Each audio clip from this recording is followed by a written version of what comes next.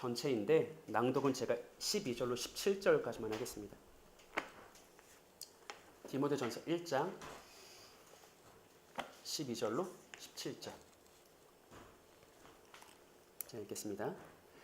나를 능하게 하신 그리스도 예수 우리 주께 내가 감사함은 나를 충성되이 여겨 내게 직분을 맡기심이니 내가 전에는 비방자요 박해자요 폭행자였으나 도리어 긍휼을 입은 것은 내가 믿지 아니할 때 알지 못하고 행하였음이라. 우리 주의 은혜가 그리스도 예수 안에는 믿음과 사랑과 함께 넘치도록 풍성하였도다. 미쁘다 모든 사람이 받을 만한 이 말이요 그리스도 예수께서 죄인을 구원하시려고 세상에 임하셨다 하였도다. 죄인 중에 내가 괴순이라. 그러나 내가 긍휼을 입은 까닭은 예수 그리스도께서 내게 먼저 일체 오래 참으심을 보이사 후에 주를 믿어 영생 얻는 자들에게 본이 되게 하려 하심이라. 영원하신 왕 곧 썩지 아니하고 보이지 아니하고 홀로 하나이신 하나님께 존귀와 영광이 영원 무궁하도록 있을지어다. 아멘. 자, 우리 서로에게 한번 이렇게 인사하겠습니다. 우리의 하나님은 크신 긍휼의 하나님이십니다. 우리의 하나님은 크신 긍휼의 하나님이십니다. 네, 한 번 더 인사합니다. 하나님의 긍휼로서 믿음의 선한 싸움을 싸웁시다. 하나님의 긍휼로서 믿음의 선한 싸움을 싸웁시다. 네, 감사합니다. 자, 학자들은요, 바울이 기록한 13개의 서신 가운데 디모데와 디도를 향한 3개의 서신, 곧 디모데 전서, 디모데 후서, 그리고 디도서를 가리켜서 목회 서신이라고 부릅니다. 그것이 목회 서신이라고 불리는 이유는요, 디모데 전후서와 디도서가 물론 디모데와 디도를 향한 개인적인 편지이긴 하지만 동시에 거기에는 교회 공동체 전체를 향한 여러 목회적 이슈들이 충실하게 다루어지고 있기 때문입니다. 바울은 자신이 이전에 사역했던 에베소와 그레데 지역의 여러 교회들 안에 어떤 심각한 문제가 생겼다는 것을 감지했습니다. 그래서 자신의 대리인이자 위임자로 디모데와 디도를 파송해서 그 문제를 해결하라고 지시하는데, 그와 함께 바울은 디모데와 디도가 그 사역을 잘 감당할 수 있도록 이 목회 서신을 보냈던 거예요. 이 목회 서신이 일종의 목회적 가이드라인이 돼서 그들이 그 여러 교회 안의 문제를 바르게 처리할 수 있도록 도왔다라는 것이죠. 자, 이제 앞으로 우리가 함께 살펴보겠지만 특별히 디모데 전서에서 바울은요, 에베소 교회에 침투한 거짓 교훈을 어떻게 분별하고 반박할 것인가 하는 문제, 또 디모데가 다시 경고히 세우고 선포해야 될 복음의 참된 성격이 무엇인가 하는 문제, 또 교회의 공적 예배를 인도할 때, 특별히 기도, 중보, 도보를 인도할 때 어떻게 해야 되는가, 교회 안에 감독이나 집사 같은 직분자를 세울 때 유의점은 무엇인가, 그리고 교회 안에 존재하는 여러 계층의 성도들 각각을 어떻게 대해야 되는가, 이 모든 목양의 직무를 감당하려면 디모데가 무엇을 결단하고 힘써야 하는가라는 이런 목양의 이슈들을 다루게 될 것입니다. 그리고 디모데 전서 강해를 시작하는 오늘 이 시간, 첫 번째 시간에 가장 먼저 우리가 분명히 해야 될 것은 뭐냐면요, 디모데 전서가 디모데를 향한 개인적인 편지이긴 하지만 동시에 그것은 에베소 교회 전체를 향한 메시지이다라는 것과, 또한 그것은 오늘을 살아가는 목회자들과 오늘을 사는 성도들, 오늘의 교회를 향한 오늘의 메시지다라는 이 두 가지 사실이죠. 이런 차원에서 우리 본문 1절과 2절 한번 읽어볼까요? 시작. 우리 주 하나님과 우리의 소망이신 그리스도 예수의 명령을 따라 그리스도 예수의 사도된 바울은 믿음 안에서 참 아들 된 디모데에게 편지하노니, 하나님 아버지와 그리스도 예수 우리 주로부터 은혜와 긍휼과 평강이 내게 있을지어다. 아멘. 자, 디모데 전서를 시작하면서 바울이 자신을 뭐라고 소개합니까? 그리스도 예수의 뭐된 바울, 사도된 바울. 이게 바울 서신의 전형적인 형식이죠. 나는 하나님의 명령으로 혹은 예수 그리스도의 명령으로 뭐가 되었다? 사도가 되었다. 바울이 항상 우리가 갈라디아서 강의에서 살펴봤잖아요. 자신의 사도권을 주장하고 보호한단 말이에요. 변호한단 말이에요. 그런데 학자들은 이걸 어떻게 해석하냐면 이 첫인사만 봐도 디모데전서가 단지 디모데를 향해 보내는 개인적인 편지가 아니라는 증거가 된다라고 말해요. 무슨 말이냐면 바울과 디모데의 사이면 진짜 바울이 오직 디모데를 향한 개인적인 편지를 보내는 거면 굳이 자신을 뭐로 소개할 필요가 있다 없다? 사도로 소개할 필요가 없다. 왜냐하면 너무나 잘 알고 있는 너무나 돈독한 사이이기 때문이죠. 그런데 바울이 디모데를 향해 편지를 보내면서도 자신을 사도라고 주장하는 것은 이유가 있습니다. 왜 그럴까요? 바울의 사도됨을 부정하는 어떤 이들이 존재하기 때문이죠. 그들에게 어필하기 위함이죠. 즉 에베소 교회의 침투에서 바울의 사도됨과 바울의 복음을 부정했던 거짓 교사들이 있었기 때문에 첫 인사에서부터 바울은 내가 진짜 사도라는 것과 내가 전한 복음은 진리라는 것을 변호했습니다. 그리고 동시에 2절 상반부를 보시면 바울이 디모데를 뭐라고 부릅니까? 믿음 안에서 참 아들된 디모데라고 하죠.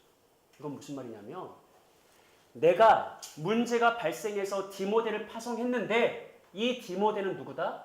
믿음 안에서 나의 참 아들된 자라. 즉 디모데는 나의 충분한 대리인이고 충실한 위임자다.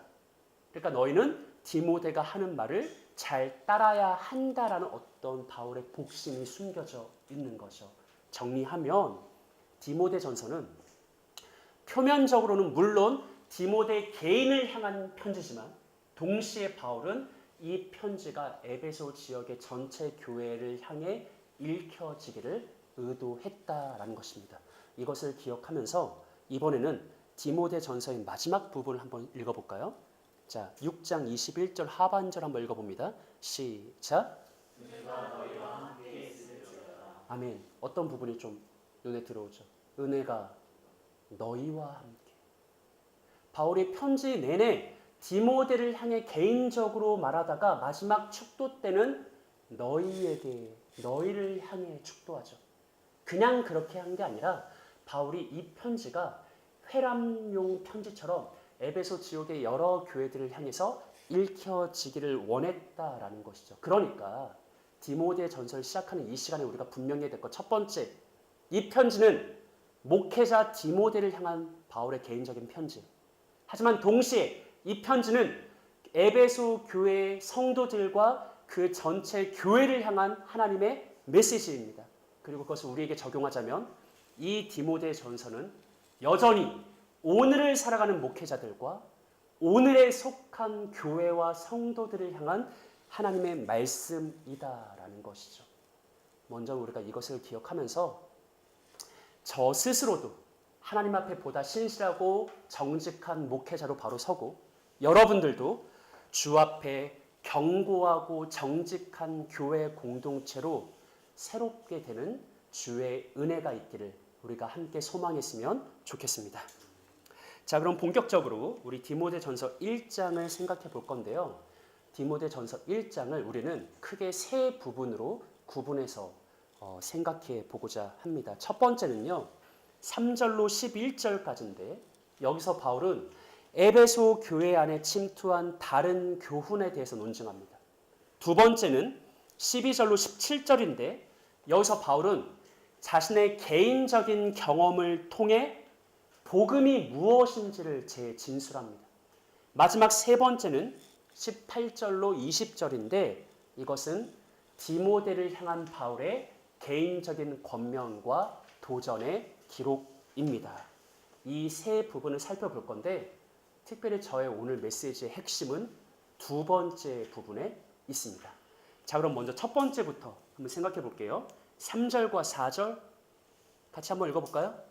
3절만 한번 읽어보겠습니다. 시작. 내가 마게도냐로 갈 때에 너를 권하여 에베소에 머무라 한 것은 어떤 사람들을 명하여 다른 교훈을 가르치지 말며 신앙. 네, 3절. 네.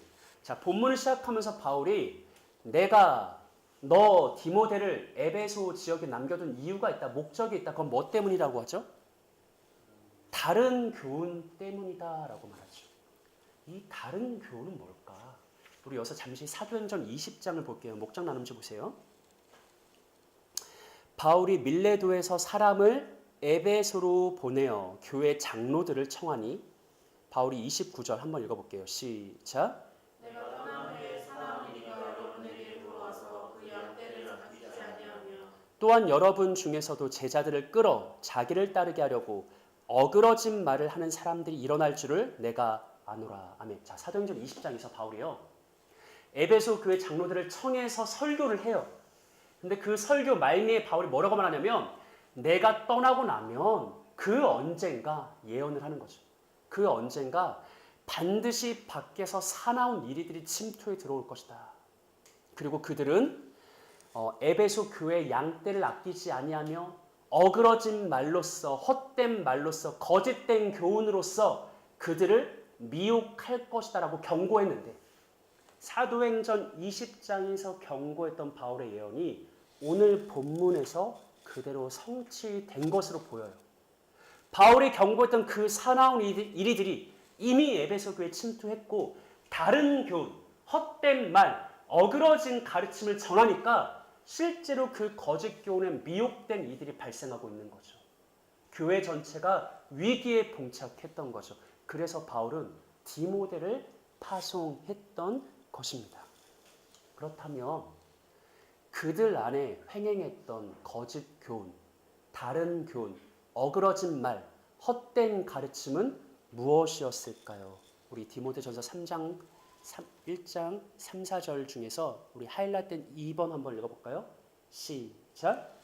너와 끝없는 족보에 몰두하지 말게 하려 함이라. 네, 자, 에베소 교회 안에 있었던 다른 교훈은 뭐냐? 첫 번째 그거는요, 신화와 끝없는 족보에 몰두하는 특성을 가진 거예요. 이게 뭐냐?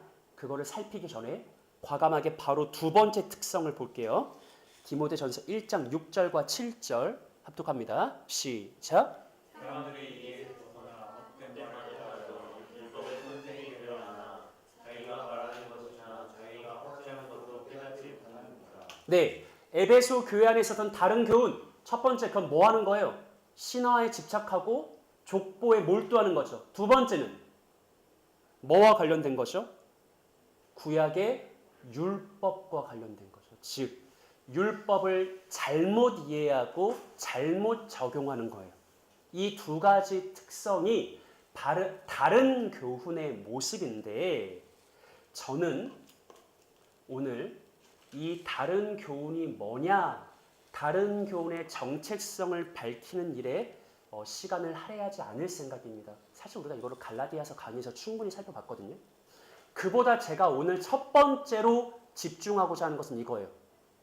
다른 교훈의 정체성보다는 다른 교훈의 결과물입니다.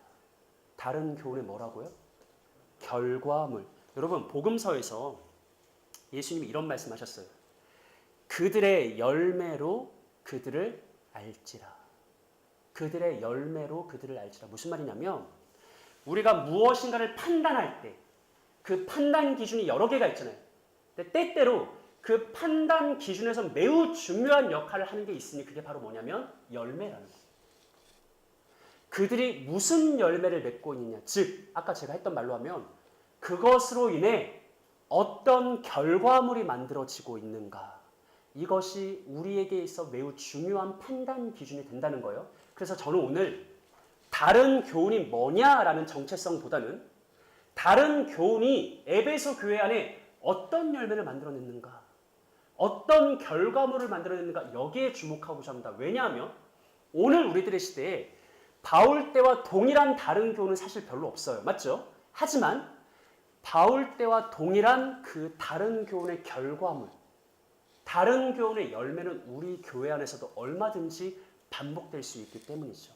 그래서 열매로 그들을 알지라라는 주님의 말씀에 따라 오늘은 에베소 교회 안에 있어서는 다른 교훈이 어떤 결과물을 만들어냈는가, 어떤 열매를 만들어냈는가. 그렇다면 오늘 우리들의 신앙 안에, 우리들의 가정 안에, 우리들의 공동체 안에 그 동일한 열매, 동일한 결과물은 없는가? 바로 이것을 말씀을 통해 함께 상고해 보겠습니다. 자, 이것을 기억하시면서 우리 디모데전서 1장 3절 4절 마지막 그 세 번째 부분 한번 읽어볼까요? 시작. 이런 것은 믿음 안에 있는 하나님의 경륜을 이루고자 우리가 불러내는 것이다. 아멘. 자, 3번을 보시면 이런 것은 즉 다른 교훈은 믿음 안에 있는 하나님의 경륜을 이루지 않고 그거를 결과물로 내지 않고 오직 뭐를 만들어낸다? 변론을 만들어낸다. 변론. 바른 성경은 이 부분을 도리어 논쟁만 일으킬 뿐이다.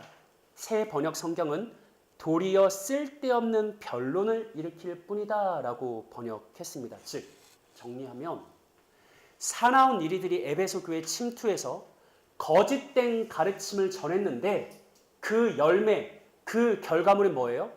쓸데없는 변론과 논쟁이었다라는 것이죠.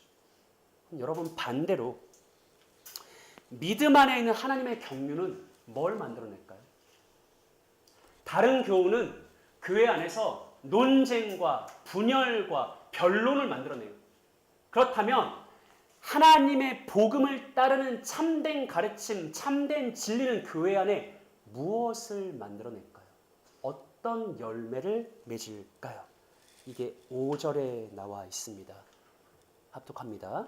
시작. 이 교회의 목적은 청결한 마음과 선한 양심과 거짓이 없는 믿음에서 나오는 사랑이거든. 네, 이게 이제 우리 한글 성경을 읽으면 뭐가 목적인지 잘 구분이 안 되는데 이 교훈의 목적, 하나님의 영광의 복음, 참된 진리의 목적, 그 결과물, 열매는 단 한 가지예요.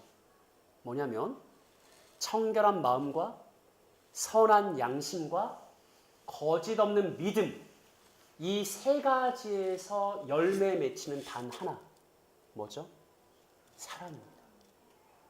그러면 이 다른 교훈과 바른 교훈의 그 결과물을 대조해 보세요. 교회 안에 다른 교훈이 침투하면요, 쓸데없는 소모적인 논쟁과 변론과 다툼과 분열을 만들어내요. 그런데 교회 안에 참된 복음이 힘이 있으면 우리의 청결한 마음과 선한 양심과 거짓 없는 믿음으로부터 사랑이라는 단 한 가지의 열매를 창출해 냅니다. 저는 바로 이것이 오늘 본문에서 우리가 기억해야 될 첫 번째 메시지라고 생각합니다. 자, 여러분 보세요.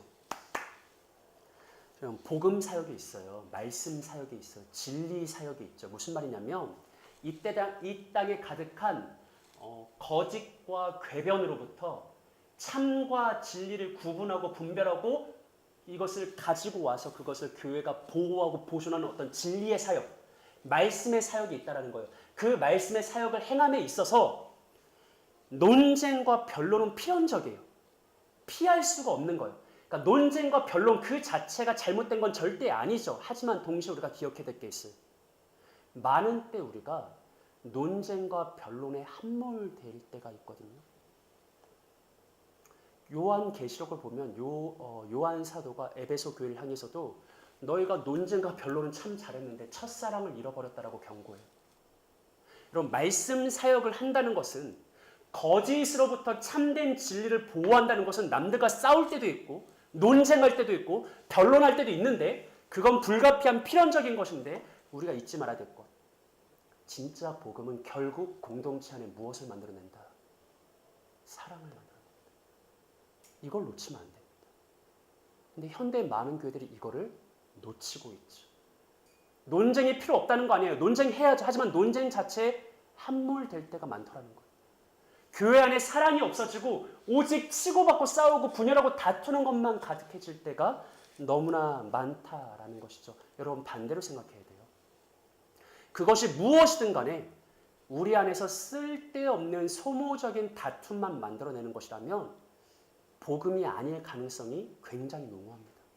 나는 그게 맞다라고 생각하고 막 헌신하지만 결과적으로 그게 교회 안에 자꾸 분열만 만들어낸다면 곰곰이 생각해 봐야죠. 그게 진짜 진리일까? 그게 진짜 복음일까? 우리 이것을 기억하시면서 우리 고린도전서 4장 말씀 한번 읽어볼까요? 합독합니다. 시작.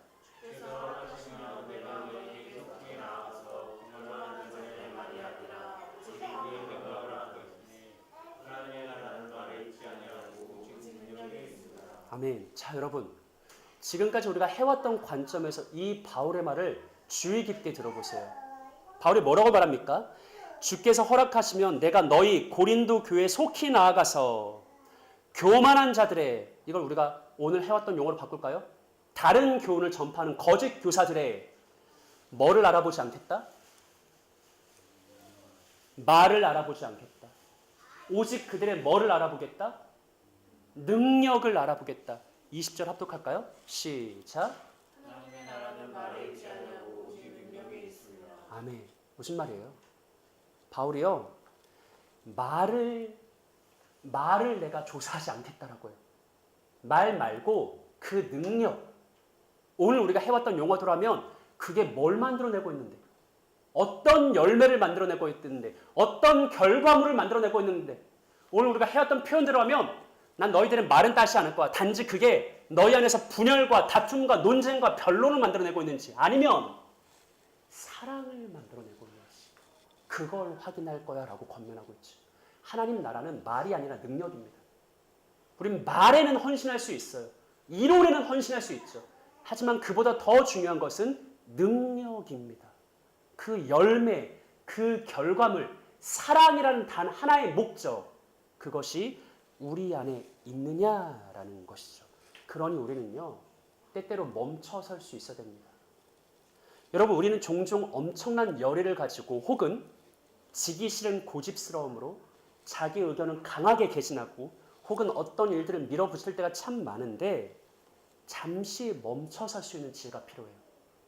그리고 결과물을 확인해 봐야 돼요. 내가 주장하고 있는, 내가 밀어붙이고 있는 그게 결국 우리 안에 어떤 열매를 맺고 있는가. 말 자체보다는 때로는 그 능력에 집중하는 것이 참된 교회의 지혜라는 것입니다. 왜냐하면 거의 대부분에 있어 우리의 가정과 우리의 교회와 우리의 관계 속에서 쓸데없는 변론과 소모적인 논쟁을 불러일으키는 것은 거의 대부분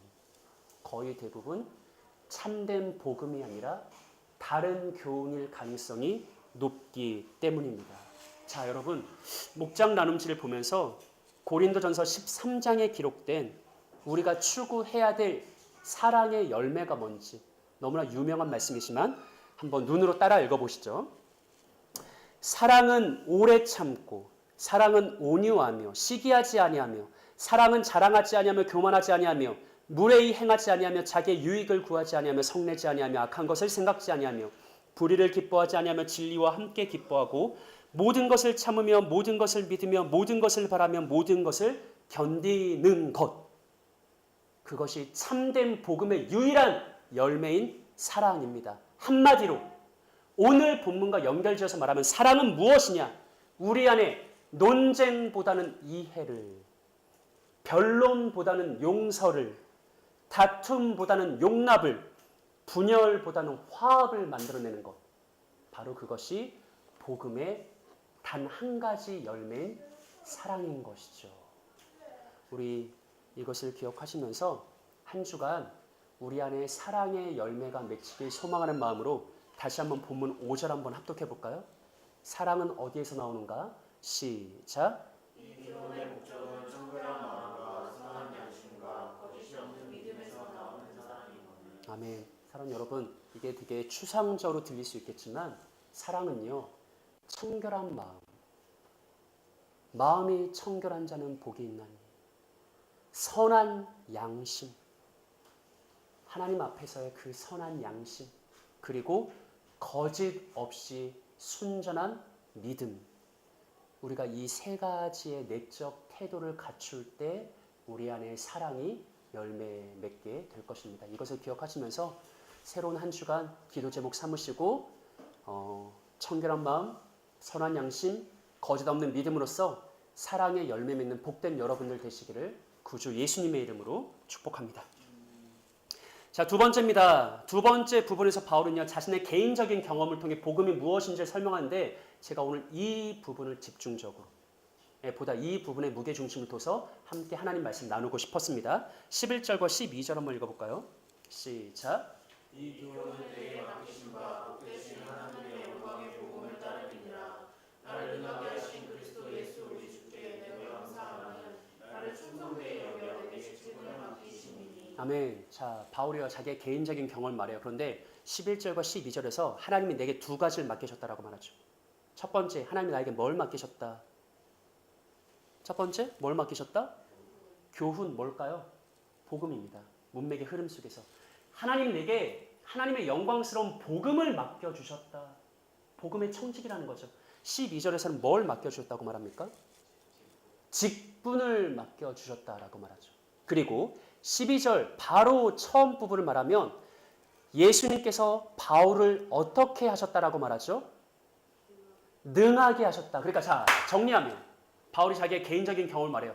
하나님이 내게 복음을 맡겨주시고 직분을 맡겨주시고 그것만이 아니라 그 복음과 직분을 잘 감당할 수 있도록 뭐까지 더하시고 능력까지 더해주셨다. 그래서 하나님께 나는 감사한다라고 말하죠. 충분한 감사의 이유가 됩니까? 되죠.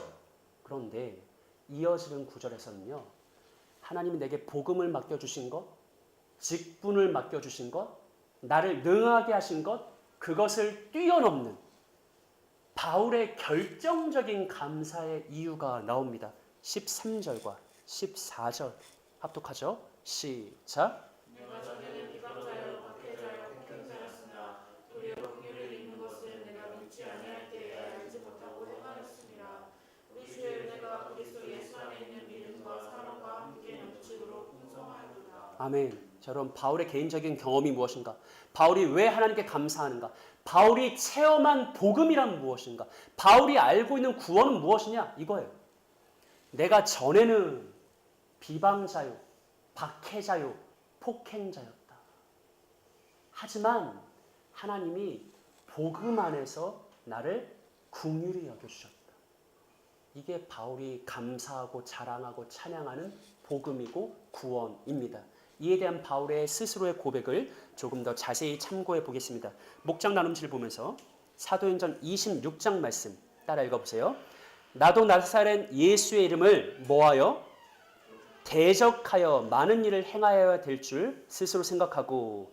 자, 바울은요 이전에 나사렛 예수의 이름을 대적해야 된다라고 생각했어요. 그래서 바울이 어떤 일을 했는지를 주목해서 보십시오. 예루살렘에서 이런 일을 행하여 대제사장들에게서 뭐를 받아가지고?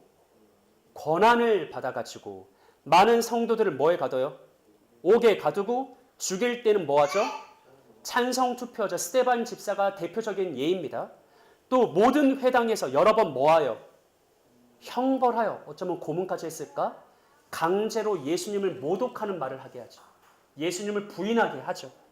그리고 그들에 대해서 심히 격분해서 어디까지 쫓아가요? 외국 성, 외국 지역까지 쫓아가서 그들을 박해했다. 그럼 바울 스스로의 고백을 봐요. 바울은요, 원래 예수와 교회를 비방하는 자고 박해하는 자고 폭행하는 자였어요. 씻을 수 없는, 용서받을 수 없는 죄인 중에 죄인이었다라는 것이죠. 그런데 본문 13절과 14절을 다시 보시면 내가 전에는 비방자, 박해자, 폭행자였지만 하나님이 복음 안에서 내게 행하신 일은 뭐죠?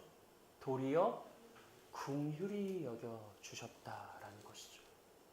내가 그리스도를 비방하고 교회를 박행하고 예수 믿는 신자들을 폭행했던 용서받을 수 없는 죄인 중에 죄인이었지만 하나님은 나를 긍휼히 여겨주셨다라고 바울이 말해요. 왜 긍휼히 여겨주셨어요? 13절 하반절을 보세요. 내가 믿지 아니할 때 뭐하지 못했기 때문이라? 알지 못했기 때문이라. 여러분 이거 오해하면 안 돼요. 하나님은 모르고 했던 일은 다 용서해 주실까요? 그건 아닙니다. 모르고 행했기 때문에 다 용서받을 수 있다. 이건 절대 성경의 전체 논리와 맞지 않습니다. 왜냐하면 성경엔 동시에 모든 사람이 핑계할 수 없이 하나님의 자신의 진리를 계시하셨다라는 말씀도 있거든요. 바울은요, 그런 말을 하고자 하는 게 아니라 하나님의 긍휼이라는 게 측량할 수 없이 크다라고 말해요. 나는 누가 봐도 명백한 교회의 박해자, 핍박자, 폭행자, 비방자였어. 하지만 하나님의 긍휼이 얼마나 크고 놀라운지 그냥 얘가 몰라서 그래. 몰라서 그렇게 행했어라고 나를 긍휼히 여기시고 용서해 주셨음을 바울이 높여 찬양하고 있다라는 것이죠. 하나님은 무한한 긍휼로서 바울의 모든 것을 용서해 주셨습니다. 자, 여러분, 앞선 문맥에서요, 바울이 참된 교훈과 바른 교훈을 대조했어요. 다른 교훈은 교회 안에 무엇을 만들어낸다고 했습니까? 변론, 다툼, 쓸데없는 소모적인 논쟁, 분열, 이걸 만들어내죠. 하지만 참된 복음은 우리 안에 무엇을 만들어냅니까? 사랑을 만들어내죠. 그에 대한 대표적인 체험자가 바로 바울입니다. 바울은 하나님의 복음이 들어와서 자신의 용서받을 수 없는 모든 것을 긍휼로서 씻어주신 것을 체험했던 인물이죠. 그래서 바울이 이어지는 구절에서 이렇게 선포합니다. 자, 목장 나눔치를 보면서 15절과 16절 한번 읽어보겠습니다. 시작. 미쁘다 모든 사람이 받을 만한 이 말이여 그리스도 예수께서 죄인을 구원하시려고 세상에 임하셨다 하였도다. 죄인 중에 내가 괴순이라. 그러나 내가 긍휼을 입은 까닭은 예수 그리스도께서 내게 먼저 일체 오래 참으심을 보이사 후에 주를 믿어 영생 얻는 자들에게 본이 되게 하려 하심이라. 아멘. 자, 여러분 보세요. 바울이 자기의 개인적인 체험으로서 복음이 뭐냐? 구원이 뭐냐를 선포합니다. 그리고 15절 처음을 보면 뭐라고 선언하죠? 미쁘다라고 선언하죠. 목회 서신에 5번 등장하는 미쁘다 선언의 첫 번째가 등장했습니다. 미쁘다라는 말은 신뢰할 수 있다, 믿을만 하다, 과연 그러하다 이런 의미예요. 바울이 미쁘다라고 선언하는데 그 선언은 뭐냐면 그리스도 예수께서 누구를 구원하시려고, 죄인을 구하시려고 이 세상에 임하셨다. 이게 미쁜 복음의 선포예요. 바울이 자기의 개인적인 경험에 근거해서 이렇게 선포합니다. 미쁘다. 모든 사람이 받을 만한 이 말, 모든 사람이 믿을 만한 이 말, 모든 사람이 신뢰할 만한 이 말, 미쁘다. 무슨 말이냐면 예수가 죄인을 구하려 이 땅에 왔다. 우리는 궁금하죠. 어떤 죄인을 구원하시는가? 아니, 어떤 죄인까지 구원하실 수 있는가? 어떤 죄인까지 구원하시기에 그게 미쁜 선언인가? 바울이 뭐라고 말하죠? 15절에? 15절 하반부에? 뭐라고 합니까? 죄인 중에 내가 괴수다. 죄인 중에 내가 괴수다. 존 버년이 이 구절에서 제목을 따와 죄인의 괴수에게 넘친 은혜라는 자전적인 글을 썼죠. 바울이 뭐라고 말하냐면 미쁜 소식을 내가 너에게 알린다. 예수께서 죄인을 구하시려고 이 세상에 오셨다. 예수가 구원하는 죄인은 심지어 죄인 중에 괴수인 나조차도 나는 원래 어떤 사람이었는데 내가 전에는 비방자요, 박해자요, 폭행자였는데 누가 봐도 용서받을 수 없는 죄인 중에 괴수였는데 왜 복음이 미쁘냐면 그런 용서받을 수 없는 죄인 중에 괴수조차도 하나님이 긍휼히 여겨주시기 때문에 하나님이 긍휼히 여겨 불쌍히 여겨 용서해 주시기 때문에 복음은 미쁜 소식이다라고 말하고 있는 거예요. 그리고 이보다 더 중요한 것은 16절입니다. 자, 우리 16절 한번 합독합시다. 시작. 그러나 내가 긍휼을 입은 까닭은 예수 그리스도께서 내게 먼저 일체 오래 참으심을 보이사 후에 주를 믿어 영생 얻는 자들에게 본이 되게 하려 하십니다. 아멘. 자, 여러분 이 말씀 잘 보세요. 그러나 내가 비방자, 박해자, 폭행자, 죄인의 괴수였으나 그럼에도 불구하고 하나님이 내게 긍휼 베푸신 이유가 있대요. 바울이 용서받지 못할 죄인인데 그를 용서하시고 그에게 긍휼 베푸신 이유가 있대요. 그 이유는 뭐죠? 후에 주를 믿어 영생 얻는 자들에게 바울이 뭐가 되게 하려 하십니다.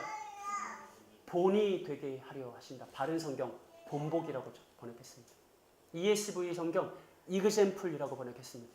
무슨 말이냐면 하나님은요, 전에 비방자, 박해자, 폭행자였던 죄인의 괴수였던 바울에게 긍휼을 베풀어요. 그를 용서해요. 그마저도 구원해요. 그런데 바울의 구원은 복음에 대한 한 가지 본이 돼요. 샘플이 돼요. 어떤 본보기, 모본이 돼요. 무슨 말이냐면 후에 어떤 사람들이 이렇게 고민할 수 있겠죠. 예수께서 죄인을 구하러 이 땅에 오셨다고 하는데 그 죄에는 나도 포함될까? 우리가 아까 찬양했죠. 나 같은 죄인 살리신.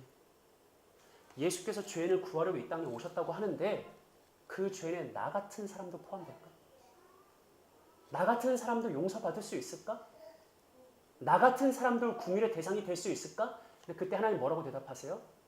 바울을 봐. 복음의 본인 바울을 봐. 구원의 본인 바울을 봐. 내가 심지어 교회의 비방자, 박해자, 폭행자였던 바울까지도 구원했어. 그러니 예수 믿고 내게 긍휼 받지 못할 죄인은 이 세상에 존재하지 않는다. 그 어떤 죄인이라도, 그 어떤 극한 죄인이라도 능히 구원받을 수 있다라는 것. 이것이 바울이 자기의 개인적 경험을 통해 선포하는 복음과 구원의 모습입니다. 바울에게 베풀어 주신 긍휼을 하나님은 오늘 우리에게도 동일하게 베풀어 주십니다. 이런 차원에서 우리 출애굽기 33장 19절 말씀 한번 읽어볼까요? 시작. 여호와께서 이르시되 내가 나의 모든 선한 것을 내 앞으로 지나가게 하고 여호와의 이름을 내 앞에 선포하리라. 나는 은혜 베풀 자에게 은혜를 베풀고 긍휼히 여길 자에게 긍휼을 베푸느니라. 아멘. 자, 여러분 이 장면은요, 하나님이 모세에게 자신의 이름을 여호와라고 선포하시는 거예요.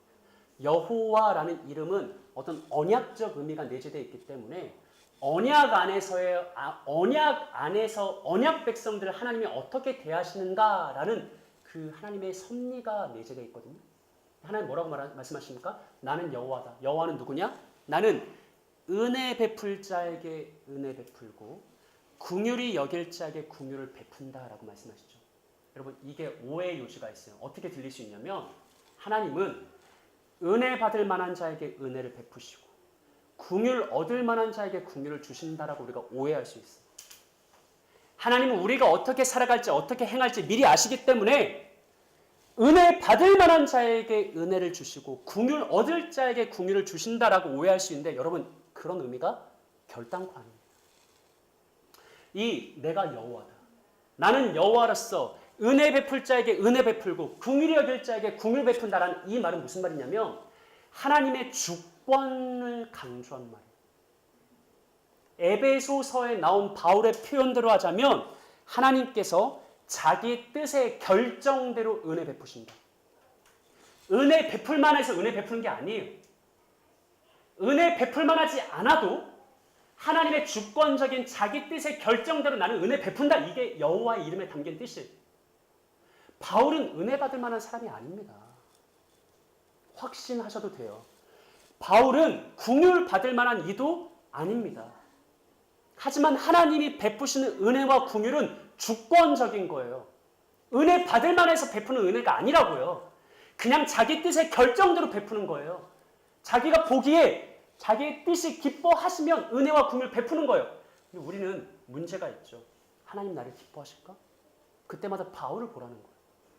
야, 심지어 바울에게조차도 내가 너희들에게 논란의 여지가 없도록 바울을 복음의 본으로 삼았어. 교회 비방자, 박해자, 폭행자인 바울에게도 내가 은혜 베풀었다고. 그러니 주 예수를 믿어 은혜 얻지 못할 자는 없다.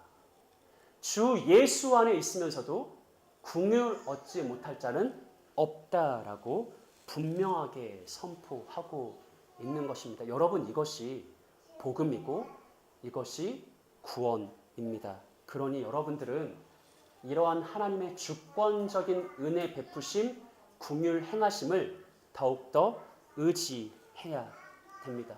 여러분, 우리의 문제가 뭔지 아세요? 염치가 있다는 거예요. 염치가 있어, 꼴에. 염치가 있어서 면목이 없어서 또 회개 기도까지는 못하겠네.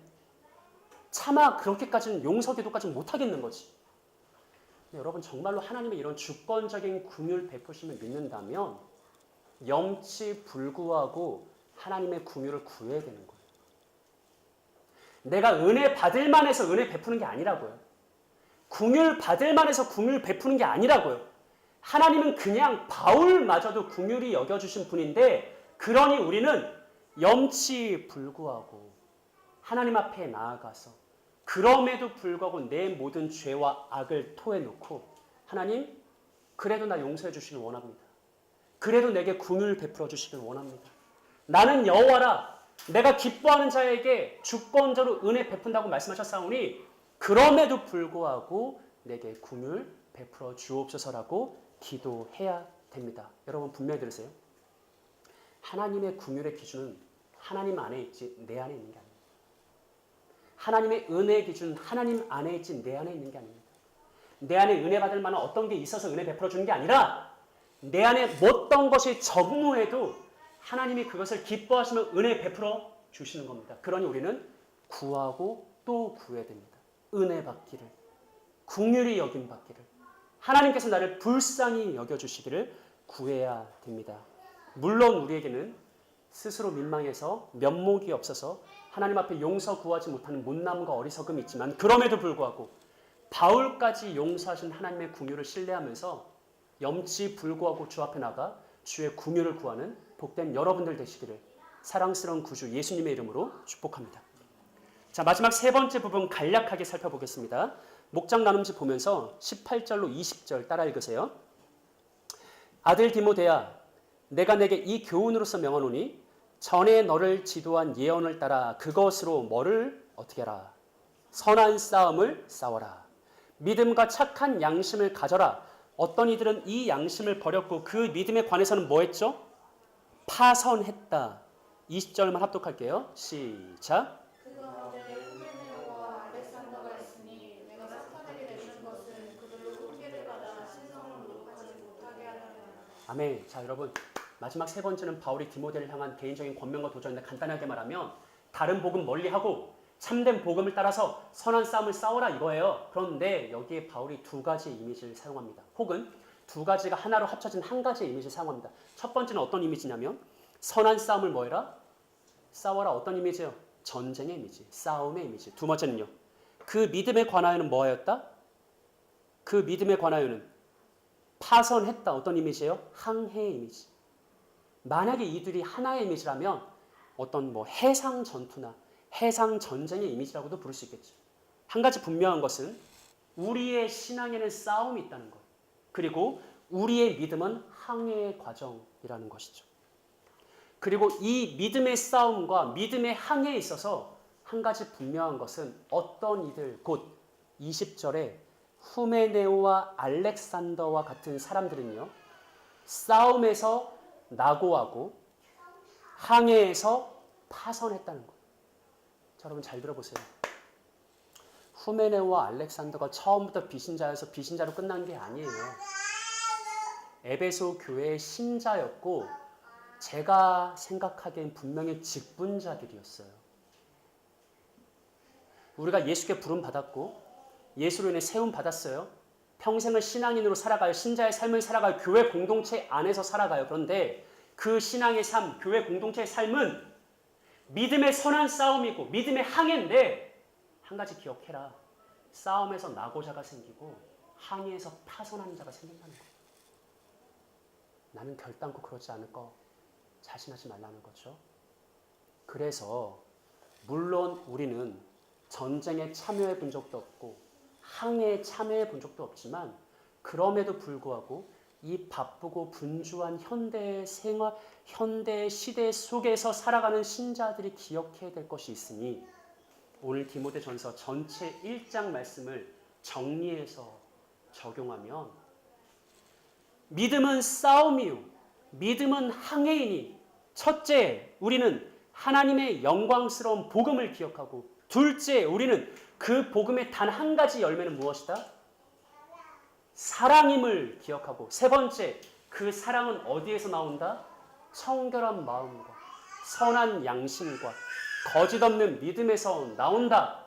마지막 네 번째 바울이 감사했던 것처럼 하나님은 그 믿음의 싸움과 믿음의 항해를 끝까지 완수하고 승리할 수 있도록 능하게 하시는 분, 우리를 능하게 하시는 분, 우리에게 능력 베풀어 주시는 분, 바울의 표현대로 하면 긍휼 베풀어 주시는 분, 바로 이 네 가지를 여러분들 꼭 기억하셨으면 좋겠습니다.